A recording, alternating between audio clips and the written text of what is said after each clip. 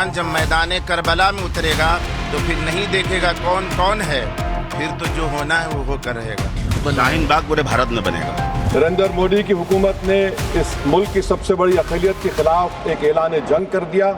संविधान को रौंद दिया है, काला दिन है। ये हमारे मुस्लिम समाज को तोड़ने का काम है। मोदी जी संघर्ष करो। मोदी जी जिंदाबाद। मोदी जी जिंदाबाद।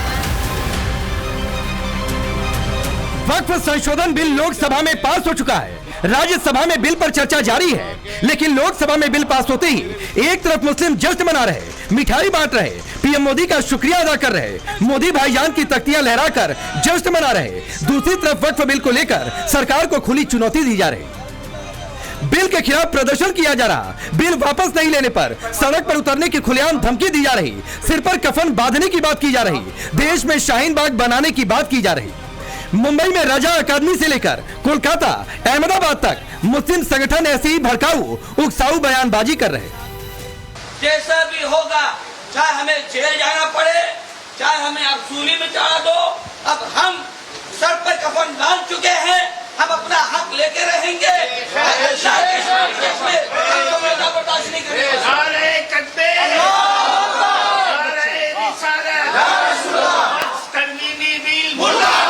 हाँ बिल्कुल, हमने इसके पहले भी जब CNRC को लागू करना चाहा तो हमने उसके लिए शाहीन बाग दिल्ली में बना, तो दूसरा शाहीन बाग हमारा बॉम्बे में भी बना। आने वाले वक्तों के अंदर इंशाअल्लाह ताला हम इसकी पूरे तरीके से अपने जितने भी मुस्लिम NGOs है, जमातें हैं पूरे हिंदुस्तान के अंदर, तो उसके अंदर सारे लोगों के साथ हम अपना बातचीत करेंगे। बातचीत करने के बाद हम इसकी लड़ाई, अगर हमारे को संतुष्टि नहीं हुई तो हम इसको सड़कों पर भी लेकर आएंगे। शाहीन बाग बनेगा? हाँ बिल्कुल बनेगा। हमने जेलों को पहले भी अंग्रेजों के दौर में भी आबाद किया था, हम आज भी जेलों को आबाद करने की ताकत रखते हैं और हम रस्तों पर इसकी लड़ाई लड़ेंगे। इतना ही नहीं, धमकी दी जा रही कि मुसलमान मैदान करबला में उतरेगा तो फिर बर्दाश्त नहीं होगा। जब मुसलमान अपने ईमान पर आ जाए तो फिर वो देखता नहीं है सामने कौन है। जब तक बर्दाश्त करता है तब तक करता है, लेकिन बर्दाश्त से जब बाहर हो जाता है तो मुसलमान जब मैदान करबला में उतरेगा तो फिर नहीं देखेगा कौन कौन है, फिर तो जो होना है वो होकर रहेगा। कान खोल के सुन ले कि ये विरोध शुरू हो चुका है, सड़कों से लेकर संसद तक चलने वाला है, तो ये बिल वापस ले उसमें ही बेहतरी है। शाहीन बाग पूरे भारत में बनेगा। अगर ये कानून पास हो गया तो SDPI पूरे भारत में शाहीन बाग बनाएगी। ये हमारा अधिकार है। किसानों का बिल अगर वापस हो सकता है तो वक्फ बिल भी वापस जा सकता है। एक तरफ सड़कों पर बिल के विरोध में उकसाने भड़काने का काम हो रहा, तो संसद के भीतर भी विपक्ष के नेता वक्फ बिल पर आग बबूला है। कल लोकसभा में खुद को मुसलमानों का सबसे बड़ा पैरोकार मानने वाले ओवैसी बिल पर इतना तिलमिला गए कि संसद के भीतर ही सदन में बिल की कॉपी तक फाड़ डाली। इतना ही नहीं, ओवैसी कह रहे ये बिल लाकर मोदी सरकार ने मुसलमानों के खिलाफ फैलाने जंग कर दिया है। सर, ये वक्फ तरमीमी बिल भारत के गयूर मुसलमानों के ईमान पर, इबादत पर एक हमला है। नरेंद्र मोदी की हुकूमत ने इस मुल्क की सबसे बड़ी अक़लियत के खिलाफ एक ऐलान जंग कर दिया, और ये जंग ना सिर्फ मेरे जिस्म पर है, बल्कि मेरी आज़ादी पर, मेरी समाजी और माशी मार्जिनलाइजेशन पर है, मेरी शहरियत पर है, मेरे मदरसे, मस्जिदों, खानखाहों और दरगाहों को निशाना बनाया जा रहा है। और ये हुकूमत सच्चाई को नहीं बयान कर रही है कि ये तरमीमी बिल से मुसलमानों का तहफ़्फ़ुज़, तरक्की और गुर्बत का खात्मा होगा। ये सरासर झूठ है। वो वैसे ही नहीं, पूरा विपक्ष बिल के खिलाफ है। कोई इसे काला कानून बता रहा तो कोई इस बिल को मुसलमानों को बांटने वाला बता रहा। संविधान को रौंद दिया है, काला दिन है। इससे ज्यादा दुखद कुछ नहीं हो सकता है कि आप संख्या बल के आधार के ऊपर आपने कसम खाई है कि संविधान को रौंद के डालेंगे। आप रौंद रहे हो संविधान को। कुछ भी नहीं है, सिर्फ जमीनों को हड़पने का और लोगों को जो कब्जा धारक हैं उन लोगों को फायदा पहुंचाने का बिल है, इसके अलावा कुछ भी नहीं है। हम इस बिल को विरोध इस वजह से कर रहे हैं क्योंकि ये हमारे मुस्लिम समाज को तोड़ने का काम है, हमारे मुस्लिम समाज को कमजोर करने का काम है और इस देश के अंदर विकास में रोधा उत्पन्न करने का काम है। तो याद रखना, ये बिल इतना खतरनाक है, हमारे सारे समाज को तोड़ने का काम कर रहा है और बिहार और खासतौर से आंध्र प्रदेश की जनता आपके सहयोगी दल को कभी माफ नहीं करेगी। कि इस बिल को वापस लेना चाहिए। इस बात की वाजिब चिंता है कि यह विधेयक नौकरशाही की ज्यादती को बढ़ावा दे सकता है, जिससे मुस्लिम कम्युनिटी में विश्वास कम हो सकता है। विपक्ष भले विरोध कर रहा, लेकिन मुसलमानों का एक बड़ा तबका बिल का पुरजोर समर्थन भी कर रहा। बिल पर मुसलमानों का समर्थन और लोकसभा से बिल पास होने पर समाजवादी पार्टी के नेता इतने बौखलाहट में हैं कि अबू आदमी बिल का समर्थन करने वाले मुसलमानों को अब शब्द कह रहे हैं। कई हिस्सों में पटाखे फोड़े जा रहे हैं, मिठाइयां बांटी जा रही हैं, खुशी मनाया जा रहा है इस बिल को पास हो जाने के बाद लोकसभा के। तो उसको किस तरीके से मुस्लिम समाज के लोग जो है स्वागत कर रहे हैं, मोदी कर रहे हैं। दलाल हैं वो लोग जो हैं दलाली कर रहे हैं। कुछ मिल जाते, कुछ टुकड़े मिल जाते होंगे वो लोग को।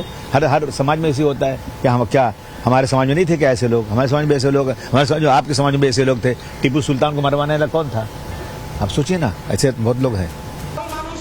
इस बीच बिल के खिलाफ सड़कों पर लड़ाई के साथ साथ कोर्ट में जाने की बातें भी मुस्लिम संगठन की ओर से की जा रही। आज अगर राज्यसभा से पास हो जाता है तो उसके बाद हम समझते हैं कि बोर्ड इस बात को बैठ के डिसाइड करेगा कि आगे की क्या स्ट्रेटजी होगी। अदालत के दरवाजे हम लोगों के लिए भी खुले हुए हैं और हम लोग को पूरा यकीन है कि अदालत से इस सिलसिले में इंसाफ मिलेगा। अब सबकी नजरें राज्यसभा में टिकी है। आज बिल राज्यसभा से पास होगा तो फिर विरोध करने वाले आगे क्या करेंगे? देश की सबसे बड़ी पंचायत में अगर विपक्ष का भ्रम वाला एजेंडा नहीं चला तो क्या अब सड़क पर सुलगाने की साजिश हो रही है? क्या मुसलमानों को भड़काने के लिए सिर पर कफन और शाहीन बाग वाली बात कही जा रही है? सवाल यह भी है कि वक्फ की मनमानी बंद होने के साथ तुष्टीकरण की सियासत पर ताला लगने वाला है क्या? तभी बिल का विरोध हो रहा। ब्यूरो रिपोर्ट, टाइम्स नाउ नव भारत। तब सोचिए क्या क्या कहा जा रहा है। सूली, सिर पर कफन, ऐलान जंग, ये लोकतंत्र में ऐसे ही बातें कही जाती हैं क्या? चलिए आपका परिचय पहले मैं आज के मेहमानों से करवाता हूं। सिद्धार्थ यादव भारतीय जनता पार्टी के नेता और राष्ट्रीय प्रवक्ता आपसे थोड़ी देर में जुड़ जाएंगे। शालिनी अली हैं जो कि महिला प्रमुख है मुस्लिम राष्ट्रीय मंच की। फराज किदवई साहब समाजवादी पार्टी के नेता और प्रवक्ता। हाजी मेहरदीन रंगरेज है एमआईएम के नेता और प्रवक्ता। जुबैर मेमन है प्रेसिडेंट है महाराष्ट्र मुस्लिम कॉन्फ्रेंस के। और वरुण पुरोहित जी कांग्रेस पार्टी के नेता। आप सभी का बहुत बहुत स्वागत है। मैं शुरुआत मेहरदीन आपसे करता हूं। सीमा पर खड़े हैं क्या कि ऐलान जंग है? कोई कह रहा है सूली पर चढ़ा देने वाली बात, कोई कह रहा है कि सिर पर कफन बांध लेंगे।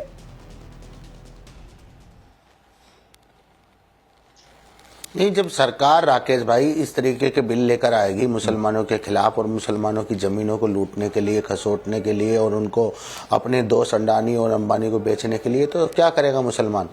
जब 20 करोड़ देश का मुसलमान कह रहा है कि हमें इस बिल में तरमीम की कोई जरूरत नहीं है, फिर भी सरकार कह रही है कि नहीं हम तरमीम करेंगे।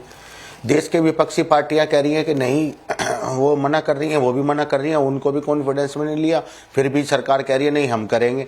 तो वो करेंगे तो हमारा अधिकार है, जो संविधान हमें अधिकार देता है, जो हमारे देश का कानून हमें अधिकार देता है प्रोटेस्ट करने का, हम भी अपना प्रोटेस्ट करेंगे। अरे प्रोटेस्ट करेंगे ना कि ऐलान जंग करेंगे? प्रोटेस्ट था, अब प्रोटेस्ट करेंगे कि ऐलान जंग करेंगे? होगा प्रोटेस्ट करेंगे, ऐलान जंग करेंगे। और 20 करोड़ मुसलमान की बात मत करिए, 20 करोड़ मुसलमान नहीं, क्योंकि बड़ी तादाद में मुसलमान सड़क पर पटाखे फोड़कर मिठाइयां खिलाकर जश्न मना रहे हैं।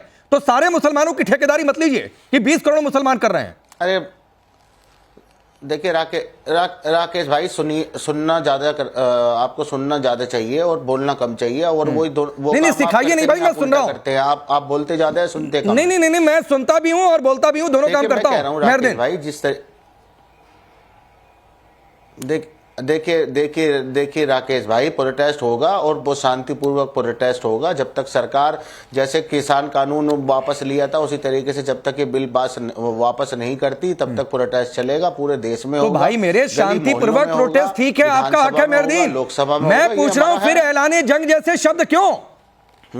सिर पर कफन बांध लेंगे ऐसे शब्द क्यों? देखिए ये शांतिपूर्वक प्रोटेस्ट में ये बातें कही जाती है क्या? देखिए कफन बांधना, देखिए ऐलान जंग की जिन्होंने बात करी है मैं उनकी बात से सहमत नहीं हूँ। हाँ, अरे आप जिस पार्टी को सपोर्ट करते हैं करेंगे। मेहरदीन सुनिए, आप जिस पार्टी को सपोर्ट करते हैं, जिस पार्टी से, उस पार्टी के मुखिया ने यह बात कही है भरे सदन में। अब नहीं उनको सपोर्ट करते हैं सर, पता नहीं कैसी आपकी पार्टी, कैसे आप प्रवक्ता बन गए, आप अपनी पार्टी के मुखिया को ही कह रहे हैं सपोर्ट नहीं कर रहे हैं। हो गया?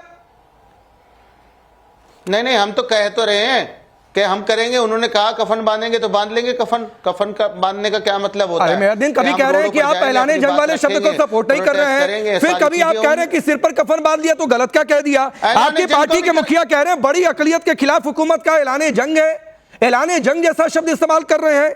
मुस्लिमों के ईमान इबादत पर, ईमान पर चले गए, इबादत पर चले गए। तो उन्होंने बिल्कुल, उन्होंने जो भी कुछ कहा है, एक बैरिस्टर और पढ़े लिखे नेता में क्या फर्क होता है उन्होंने बता दिया, और उन्होंने जो भी कहा है उनका समर्थन पूरा करेंगे। देश के 20 करोड़ मुसलमान हमारे साथ हैं, देश की सारी तंजीमें, अरे नहीं है आपके साथ, तंजीमें हैं वो सब हमारे साथ नहीं है आपके साथ, उनके साथ है। आपके साथ नहीं है 20 करोड़ मुसलमान, होगी तो आप देख लेना, आपके साथ नहीं है, ठेकेदारी नहीं है आपकी 20 करोड़ मुसलमानों की। जरा एक तस्वीर रखिए, नहीं तस्वीर रखिए जरा, मुस्लिम जो जश्न मना रहे हैं, मिठाई बांटी जा रही है, पटाखे फोड़े जा रहे हैं, तो ये आपके 20 करोड़ में ही आते हैं, लेकिन आपके साथ नहीं है मेहरदीन।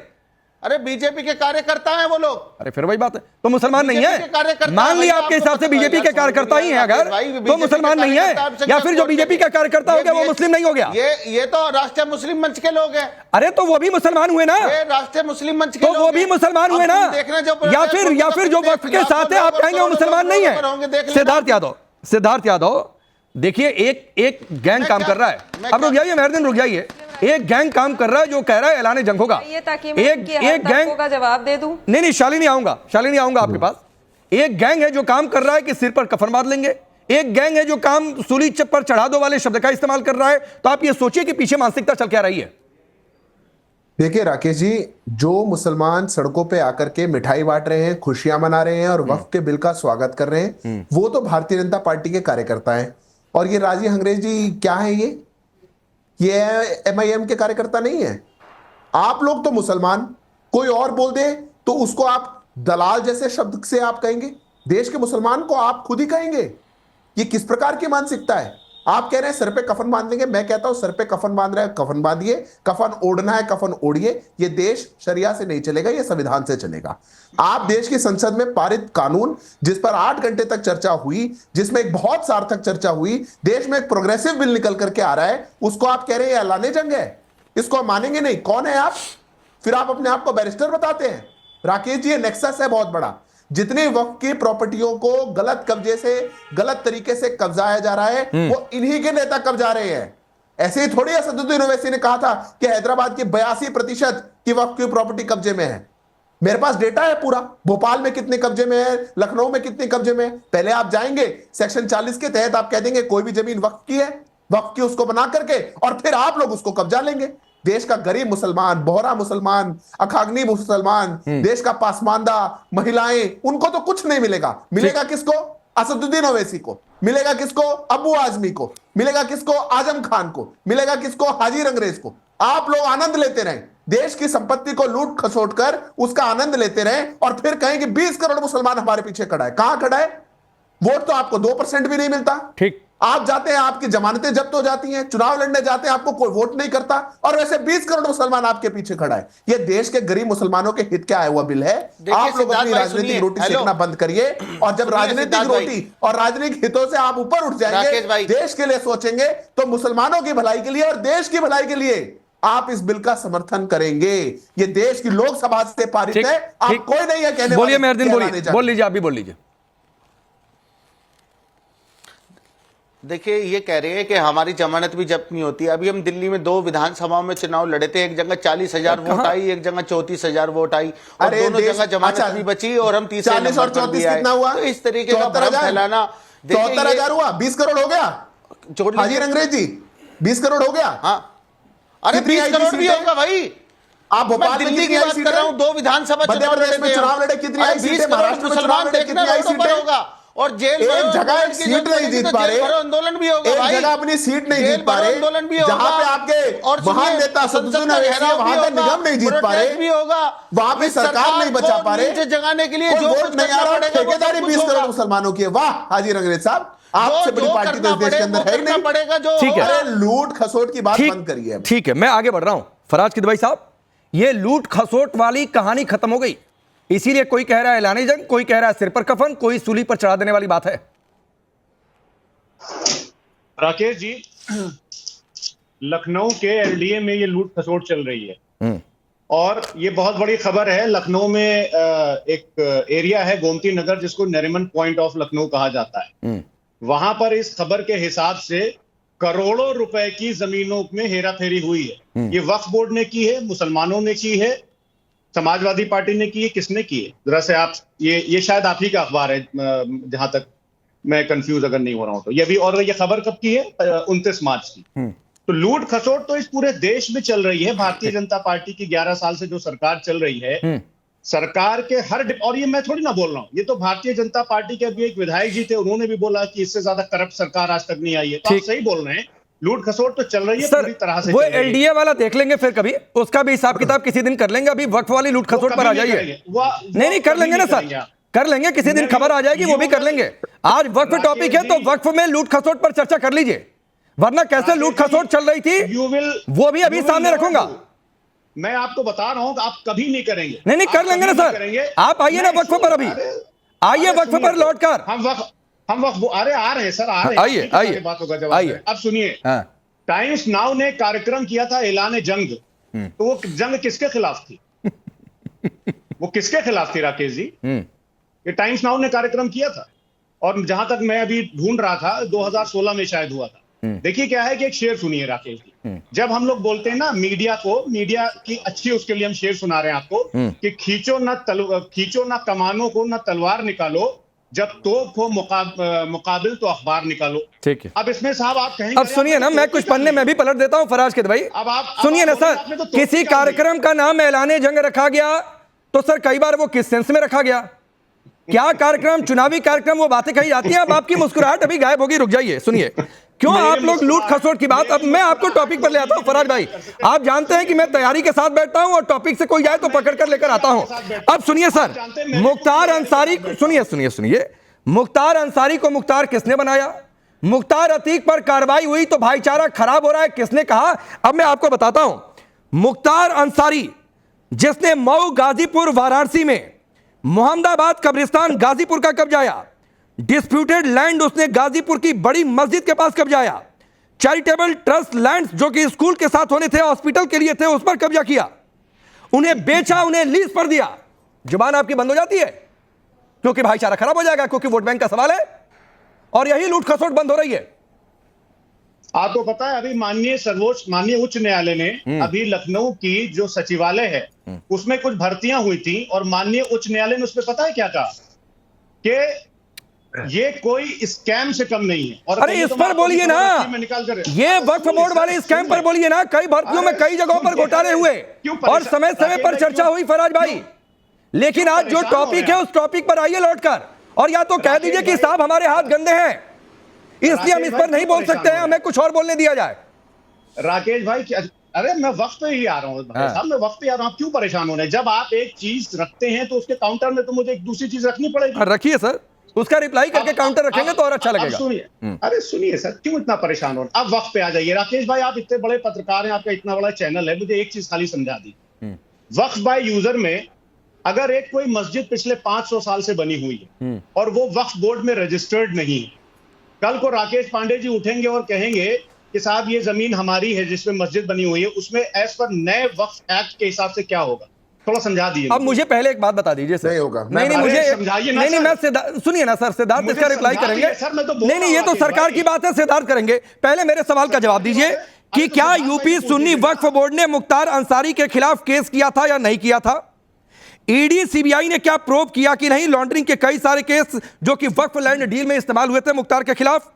मऊ ईदगाह लैंड स्कैम, क्या अंसारी उसमें आरोपित थे कि नहीं? 4.5 एकड़ की वक्फ की जमीन का यह पूरा मामला था जिस पर इलीगल कमर्शियल स्ट्रक्चर बना था।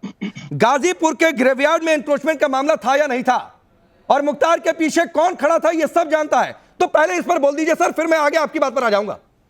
अच्छा ठीक है, मैं बोल देता हूं। भारतीय जनता पार्टी ने 2015 में एक बुकलेट निकाली थी राकेश जी। अरे मुख्तार भाजपा में नहीं है। अरे फराज भाई सुनिए तो, अरे सर सुनिए, 2015 में भारतीय जनता पार्टी ने एक बुकलेट निकाली थी कि लुइस बर्जर केस में हेमंता बिस्वा शर्मा एक सरगना है, वो बहुत बड़ा आरोपी है, मुख्तार पर नहीं बोलेंगे। सीबीआई ने 14 छापे मारे थे।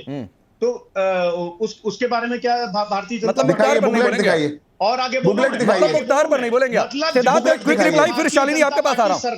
सिद्धार्थ एक क्विक रिप्लाई, शालिनी उसके बाद आ रहा हूं मैं। मान लिया आप मुख्तार पर नहीं बोलेंगे, मुख्तार के वक्फ में स्कैम पर नहीं बोलेंगे आप, आपकी मजबूरी मैं समझ रहा हूं। फराज भाई मैं छोड़ दे रहा हूं इसको, सिद्धार्थ रिप्लाई करें।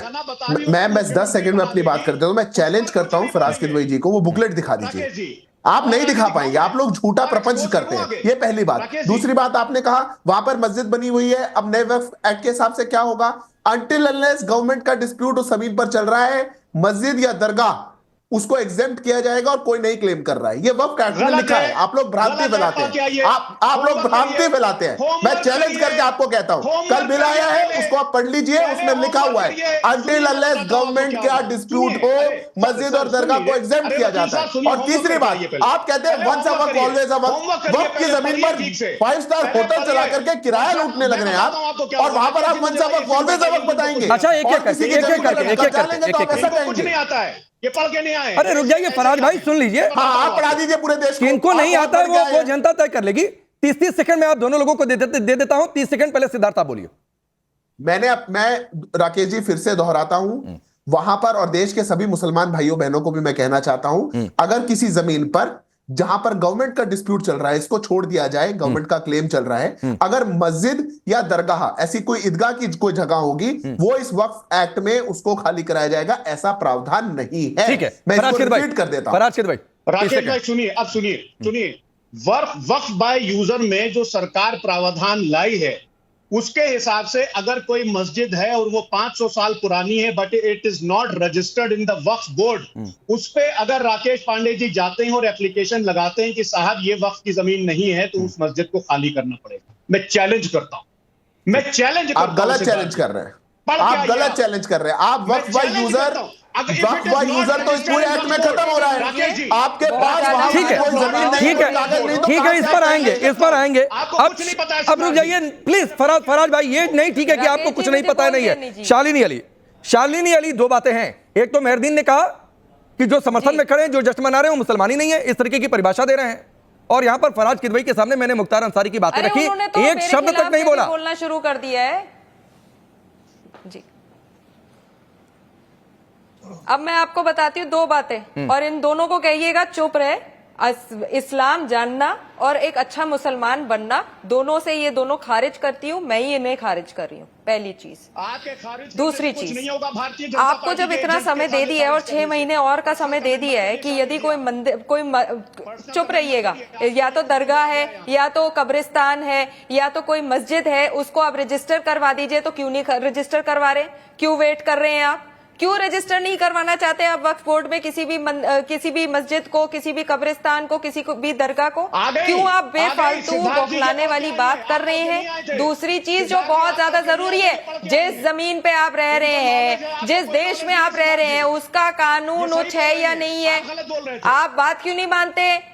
आपको बात माननी चाहिए। जिस देश में आप रहते हैं, संविधान संविधान संविधान, वैसे तो आप बड़ा चिल्लाते रहते हैं। अब वो संविधान कहाँ है? इस देश का कानून कहाँ है? ऐसे कैसे आप धमकी दे देंगे? आप लोग हमें कहते हैं कि हम मुस्लिम राष्ट्रीय मंच के हैं, हमें सरकार ने खरीद लिया है। एक्सक्यूज मी, मुस्लिम राष्ट्रीय मंच ही है जो कि मुसलमानों को आप जैसे गंदे सोच रखने वाले और आप जैसे कट्टर सोच रखने वाले लोगों से छुटकारा छूट रहा है। आप जैसे लोग हैं जिन्होंने कौम को बर्बाद की है। हैदराबाद में, आपके तेलंगाना में सबसे ज्यादा मिसियर शादी, सबसे ज्यादा हलाला के केस है। चुप रहिए, बिल्कुल चुप रहिए, वरना मैं आपकी बोलती और बंद कर दूंगी। क्या किया है ओवैसी ने हैदराबाद में? क्यों वहां के जितने भी मुसलमान हैं आज भी चार मीनार में और वहां पे कितनी गंदगी में रह रहे हैं? क्यों वहां मिसियर की शादियां होती है? क्यों तुम शरीयत की बातें करते रहते हो जब शरीयत को नहीं जानते? क्यों जब सरकार लेकर आ रही है और कह रही है कि हाँ शरीयत के हिसाब से वक्फ औलाद में बहनों को आप हक दीजिए, बेकार की बातें करते हैं, आ जाते हैं लड़ने के लिए बिना किसी इंफॉर्मेशन के। ना शरीयत की जानकारी है, ना आपको इस्लाम की जानकारी है। एक मिनट, पर्सनल होने की जरूरत नहीं है किसी को,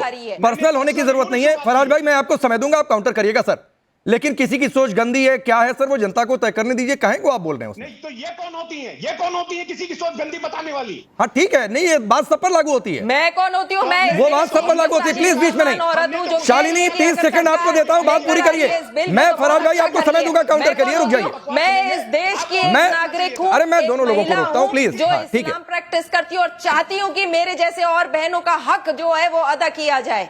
मैं वो गरीब मुसलमान की आवाज हूं। मैं आप जैसे आलिशान बंगलों में रहने वाली इंसान नहीं हूं जिसको गरीब मुसलमान से कोई लेना देना नहीं होते। वक्फ की प्रॉपर्टियां खा जाते हो, चाहे वो समाजवादी पार्टी है, चाहे वो कांग्रेस है, चाहे वो ओवैसी हो। कांग्रेस इसलिए चुप है, समाजवादी इसलिए चुप है। अरे 2022 में शिया वक्फ बोर्ड ने आजम खान से वक्फ की जमीनें वापस लेकर वक्फ के हकदारों को वापस दिया था। क्या आजम खान समाजवादी पार्टी का नहीं था? क्यों अकबर अहमद डंपी का एक जो केस चल रहा है, जो कांग्रेस के हैं, उनका हरिद्वार में केस चल रहा है कि वक्फ की जमीन पे उन्होंने हत्या के रखा हुआ है। और आपके ओवैसी साहब 6 पुश्तियों से, पीढ़ियों से जो बैरिस्टर चीख रहे हैं, उन्होंने कितना अच्छा मैं आ रहा हूं फराज भाई, आऊंगा। 2 मेहमानों ने अभी तक नहीं बोला, एक बार बोल लेने दीजिए, फिर सीधे आपके पास आ जाऊंगा।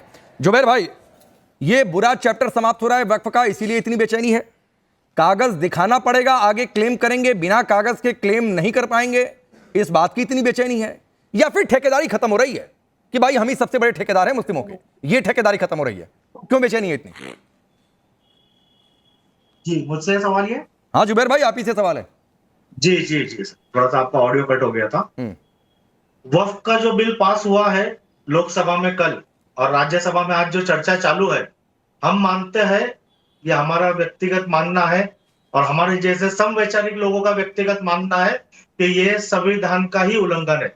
सेक्शन 14, सेक्शन 21, सेक्शन 25, सेक्शन 26, ये 4 धाराएं जो संविधान का है, इसका उल्लंघन करती है। और मोदी सरकार ने ये बिल पास करके संविधान के खिलाफ जंग का ऐलान कर दिया है और ये जंग हम सड़क।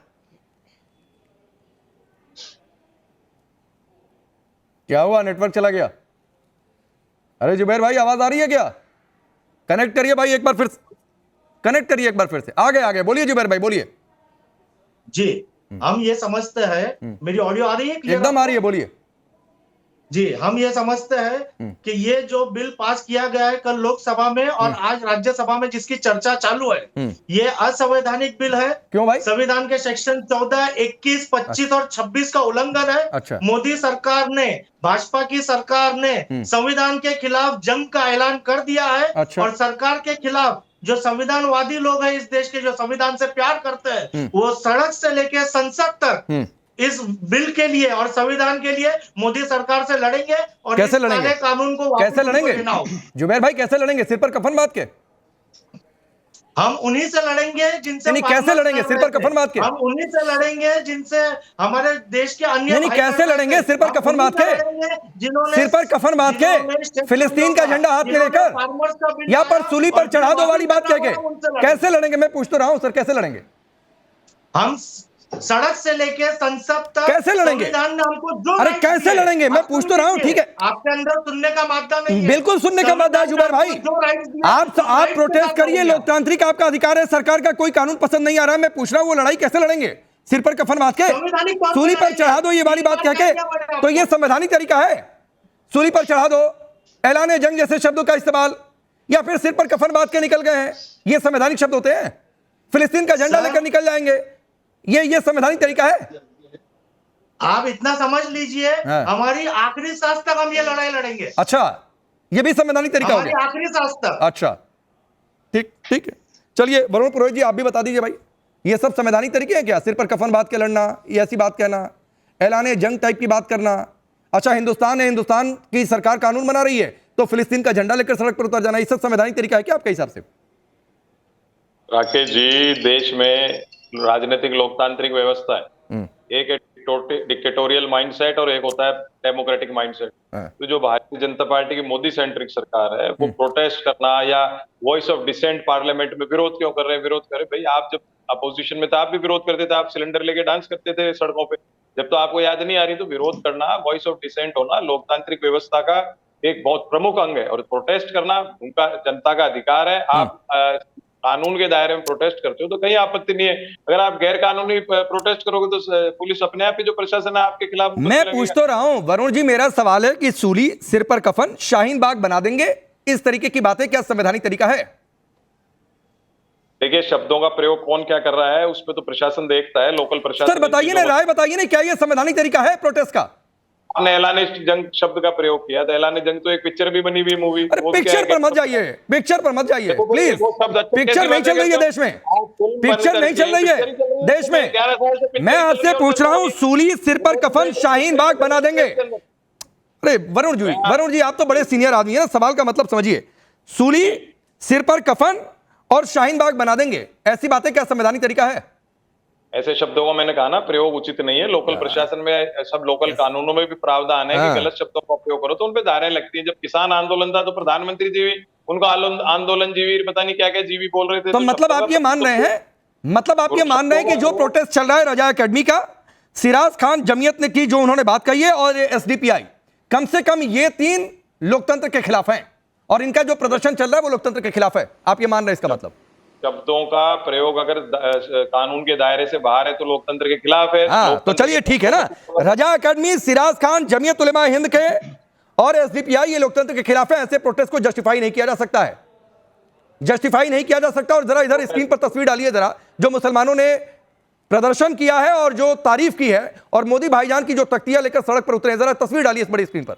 मैं आता हूं और यह सवाल यहां से आपके लिए होगा फराज भाई, ये तस्वीर एक बार डालिए जरा इस स्क्रीन पर। और मैं इसलिए ये तस्वीर, नहीं रुक जाइए प्लीज। अब फराज भाई, ये जितने मुसलमान हैं सड़क पर जो प्रदर्शन क्या तारीफ कर रहे हैं, ये तस्वीर इधर भी देखिए, इधर लड्डू बांटा जा रहा है। प्रधानमंत्री मोदी की तस्वीर लेकर पटाखे भी कई जगह फोड़े गए हैं। अब फराज भाई मुझे बताइए, क्या ये सब दलाल हैं? क्योंकि आपकी पार्टी के नेता कह रहे हैं कि ये दलाल हैं। राकेश भाई, एक मैं काम करता हूं, अभी मैं 100 लोगों को बुलाता हूं और आग की तख्ती बना लेता हूं और आग को लड्डू खिलाता हूं, और कल से हम ये बोलेंगे कि प्रधानमंत्री से ज्यादा जो चर्चित हैं और प्रधानमंत्री से ज्यादा जो लोकप्रियता है वो राकेश पांडे जी की है। क्या बात कर रहे हैं राकेश जी आप? अरे नहीं, मैं पूछ रहा हूं, आपकी पार्टी के महाराष्ट्र इकाई के बड़े नेता अबू आजमी ने कहा कि दलाल हैं, दलाली कर रहे हैं, तो आप साबित करिए कि दलाल हैं।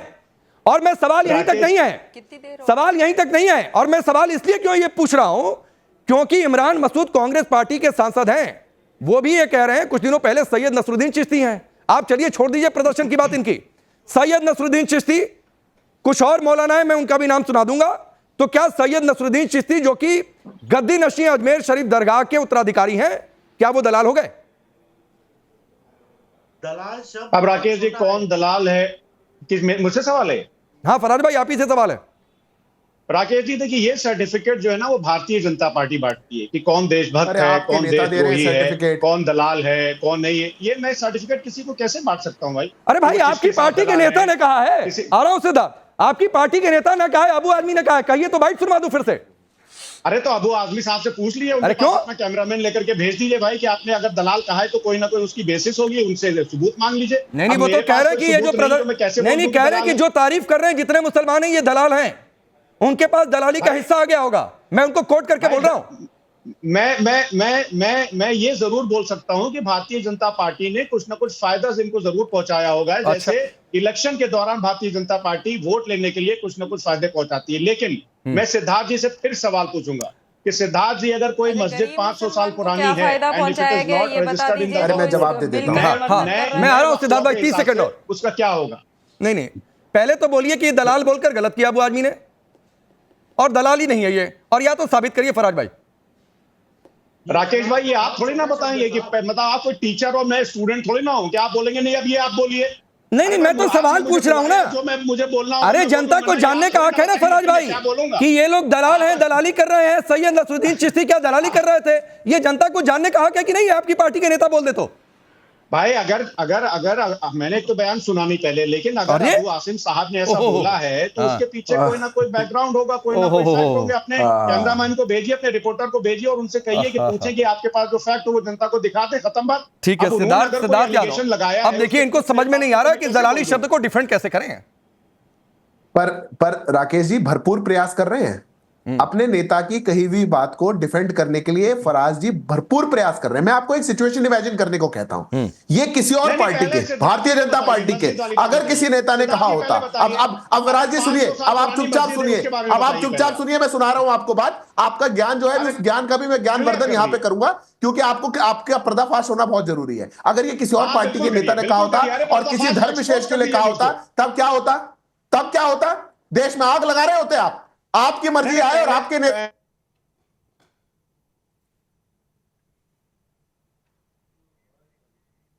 करेंगे और फिर टीवी में बैठ करके आप डिफेंड कर रहे हैं, ये पहली बात।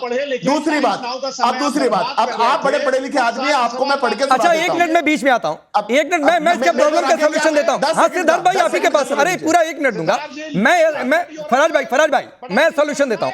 फराज भाई मैं सॉल्यूशन देता हूं, 30 सेकंड सिद्धार्थ को बोलने दीजिए, 30 सेकंड उसके बाद आप बोलिएगा।